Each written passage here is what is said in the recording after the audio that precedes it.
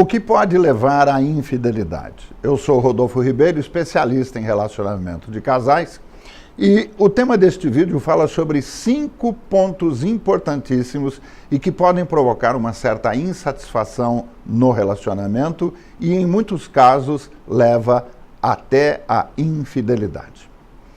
Eu tenho recebido em muitos comentários nos diversos vídeos que postei para ajudar você a salvar seu relacionamento, onde a traição, ou seja, a infidelidade, é o ponto crítico e que tenha angustiado muitas pessoas. Um dos pontos fundamentais para um relacionamento vitorioso é a confiança que precisa existir entre os dois. Isso indica que há comprometimento e lealdade nesse relacionamento.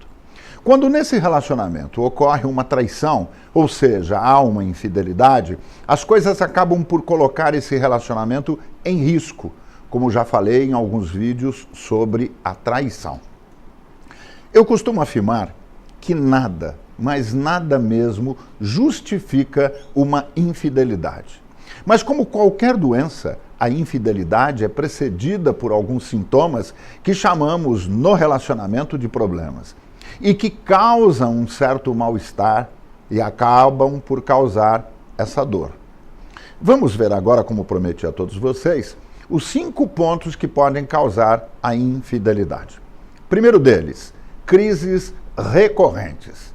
Crises recorrentes são aquelas que se repetem em um casamento, em um relacionamento, e isso não é normal. Mas é um relacionamento que pode provocar crises, e essas crises são comuns e acontecem principalmente em um relacionamento de mais tempo. O que eu quero chamar a atenção aqui é que se torna problema quando essas crises se repetem. Tocam sempre no mesmo ponto e prolongam aquilo que deveria ser algo passageiro. E acabam por transformar-se em uma rotina de vida do casal. São aqueles fatos que, quando se começa uma discussão, os dois sabem exatamente o que o outro vai falar, sobre o quê e em que tom. E aí criam-se as defesas. E, claro, as críticas sobre o casamento do tipo: se eu soubesse que era assim, eu não tinha me casado. Como minha vida mudou, eu não aguento mais. Cuidado, hein? Não generalizem, nem se culpem ou lamentem. Todo casamento passa por fases, algumas felizes, outras nem tanto, mas não é porque vocês entraram em uma crise que isso precisa ser encarado como o fim de tudo. A vida não garante o compromisso com a felicidade. Ela apenas nos dá a oportunidade de aprendermos a lidar com a adversidade para encontrarmos a melhor maneira de sermos felizes. Ponto número 2. Quando se perde a paixão. Eu tenho demonstrado em alguns vídeos que postei o quanto a rotina no casamento precisa ser quebrada para dar uma qualidade melhor ao relacionamento e reconstruir coisas diferentes.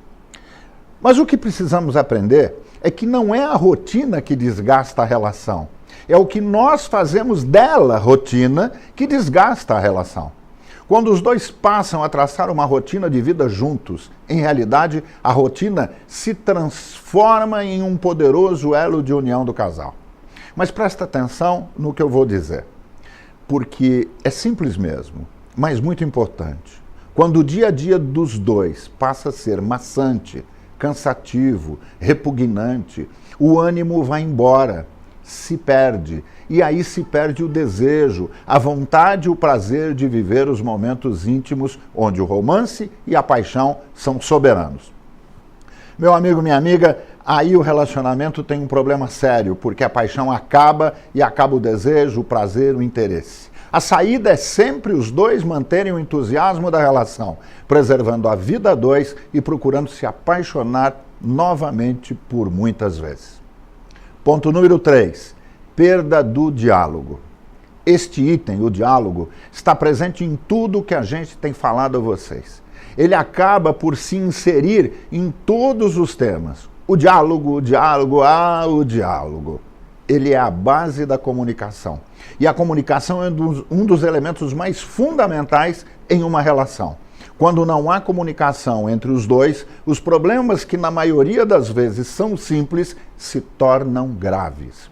O casal se afasta, esquecem depois de casados que não são mais um, mas sim dois, e portanto precisam tratar com naturalidade, em conjunto, os dois juntos, os momentos difíceis que podem estar passando. Seja de que ordem for, esquecem que têm sentimentos e que precisam ser expostos um para o outro. Acham que dialogar é marcar hora para conversar, mas dialogar é se comunicar um com o outro durante todo o tempo, expondo, mostrando, contando, pedindo ajuda para solucionar problemas e para se conhecer melhor. Todos sabem que faço atendimento a casais há mais de 15 anos e o que mais percebo em meus atendimentos é que o amor é a base de tudo mesmo, mas onde não há diálogo, não há conhecimento entre os dois e aí nem o amor suporta isso. Ponto número 4. Escolha de modelos.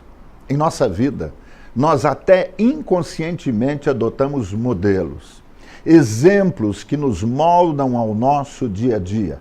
Aprendemos a viver e a nos relacionar através das observações que fazemos de pessoas que são próximas a nós. Família, pai, mãe, chefes, amigos. Isso nos leva a entender por que a forma como uma pessoa tem sua criação tem tudo a ver com a maneira com que ela se relaciona.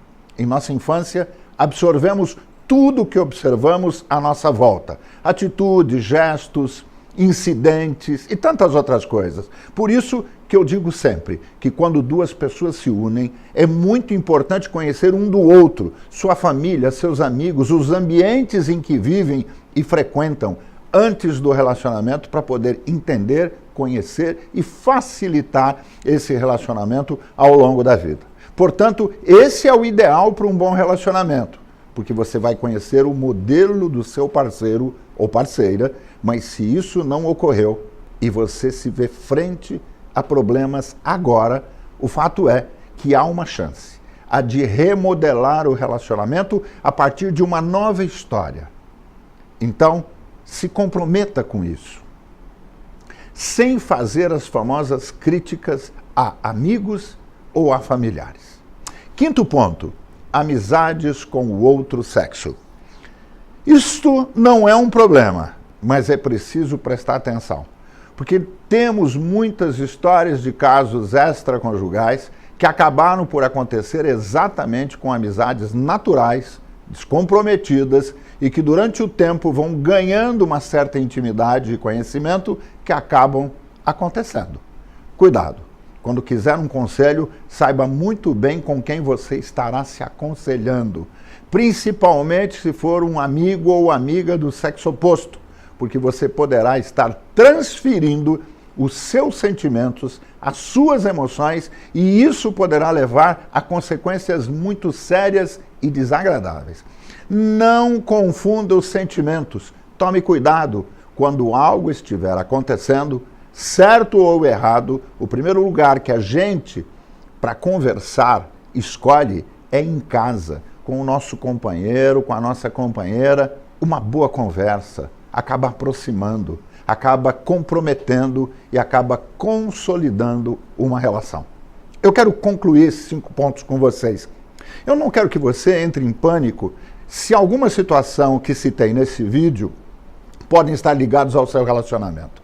É um alerta apenas, é um ensinamento. Tome cuidado, porque um problema pode estar existindo, mas agora você sabe como fazer para solucioná-lo.